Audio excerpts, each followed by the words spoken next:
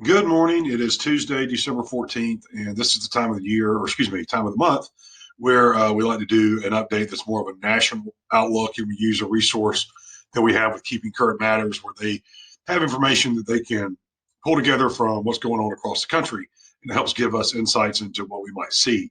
So, being the end of the year, it's a great time to sort of, you've got the whole thing to look back at.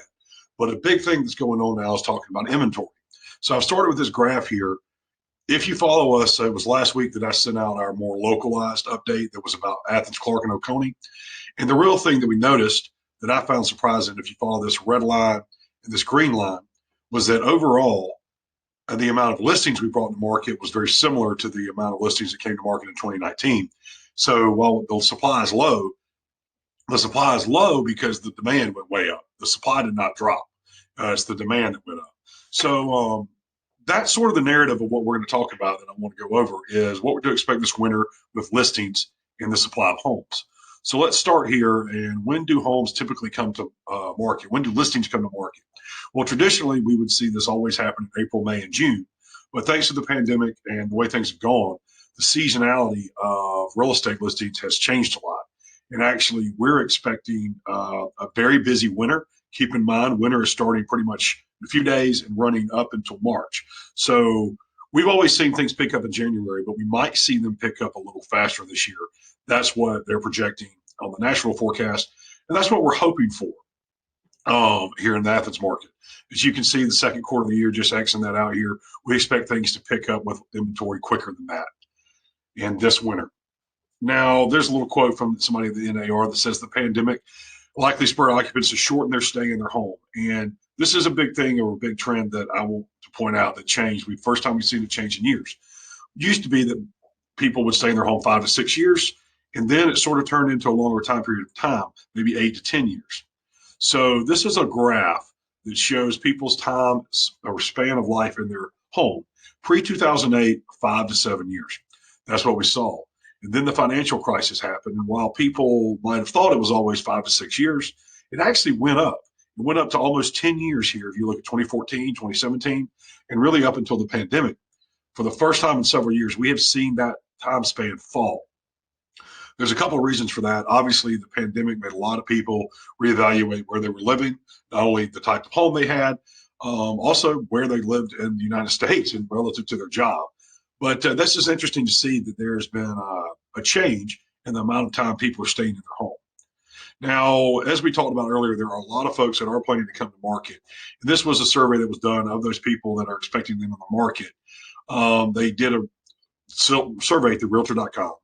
Several of these people plan to list in the next 6 months. 65 of them are basically planning to list this winter, 65%. And 20% of those are already on the market. And almost 100% of these people are already taking the steps they need, either talking to an agent, getting repairs done to hit the market. And almost 40% have researched the value of their home already, and we're not quite to Christmas. What I'm pointing towards here is the trend seems we might get that supply that we desperately hope for a little sooner in 2022 than typical. Now, I've gone over things like this in interest rates a few times, but we really need to talk about it as we head into the new year, because those of you thinking about a plan to buy or to sell, this is a factor to have in mind. Now, I've shown this a few times about interest rates. Pre-pandemic, we were up almost to 4%. We came way down in 2021, down below 3%, almost to 2.5. Now we're trending right now just above 3. There are some people that might do a little better, but we do expect rates to continue to go up. So let's take a look here. This being 3.5%, 4% where my head is. Right now, this yellow line is 2021, and see where we're trending. These other lines are 2019, 2016, 2017. So we're still far below those years, but we're heading into a more normal interest rate climate, normal relative to what we saw before. I know if you grew up in the 70s and 80s, none of this seems normal. This is an important graph because a big thing that people talk about, where I get frustrated in our industry is we live in a world now where everybody seems to think they have expert level knowledge of something. And while Google is great and we can find out information easily, it's really hard to become an expert at something, and you have to work a lot at it and you have to be immersed in it. Just dabbling in it doesn't mean, and obviously you can have your opinion. But one of the things I hear a lot is how the market is going to crash because of interest rates. Well, I do think interest rates will go up, and I do think the market could cool down because of interest rates. But if you go back historically, it's interesting to see. Now, if you follow this yellow line is interest rates going back to 2000. The blue bar graph in the background is the uh, home sales, basically the percentage of home sales going up and basically the depreciation. So basically, look, the appreciation is happening in blue, depreciation is happening at the bottom. So as we started in 2000, interest rates came down. You see that blue? That means the house values are going up. In 2005, interest rates on that red line, they go up, but so do the values of homes. Now, obviously, the financial crisis happened in 2007 and 8. We saw much depreciation over those years. And then as we get back to a more normal market, we see low interest rates with a tick up to over 4%. But that blue bar behind there is showing you home value appreciation. 2015 or so to 17, we go down to about 3.6, and the appreciation is still there. Then we tick back up to pre-pandemic to 4.5%. Look at all those blue bars.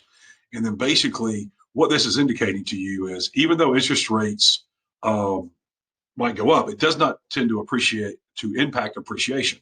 This is a quote from Mark Fleming at First American. Home price appreciation is resistant to rising mortgage rates primarily because most home sellers would rather withdraw from the market than sell at a lower price. It's a phenomenon they refer to as downside sticky. I actually had not heard that before. This is over the years since 1989, looking at home sales impacted by the rise of mortgage rates. So if you look here in the 90s, rates went up to over 8%, appreciation stayed there. Let's go to late 90s. Rates went up to again 8%, home appreciation was there. We fall down in interest rates to 2005, they tick up again, but look at the appreciation. The appreciation stayed there, or really it's the amount of home sales I'm talking about, the amount of volume of home sales, not appreciation. Blue bar on this one represents home sales. And then here we are, another uptick. Home sales are still rising.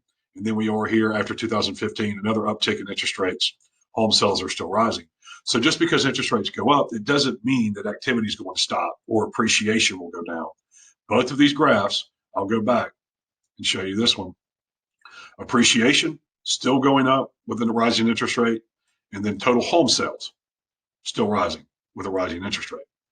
So we're kind of going to skip this one for now just because we're running a lot of time here. I want to talk about interest rates. I've shown you this before. We project them to be 3.5 or better, and it's not so much I project, it's what a lot of people are projecting between Freddie Mac, Fannie Mae, NAR, and MBA. As you can see, by the fourth quarter, we're looking at possibly an average of 3.7%. And what that means is this is something for a lot of people to consider because if you look at the home price forecast, there's still an average appreciation forecast of 5% with interest rates going up. Before the pandemic started, or right when it started, there was a lot of people that tried to manipulate negotiations because they would try to scare the seller into saying that, believing that the pandemic was going to crash the market. Some of the people withdrew from the market because they believed the pandemic was going to crash the real estate market. And all they saw was it was going to cost them more money.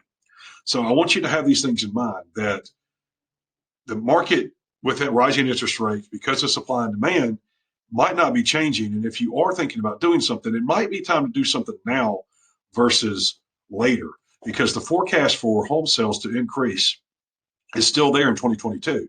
We're looking to actually, one forecast here at MBA has it over this past year. So if the home sales are going up, we're probably not going to see a crash. And in 2020, keep in mind, we sold 6.5 million homes. All of these projections are right there above 6.5 million. And let's just finally talk about a buyer's market and a seller's market.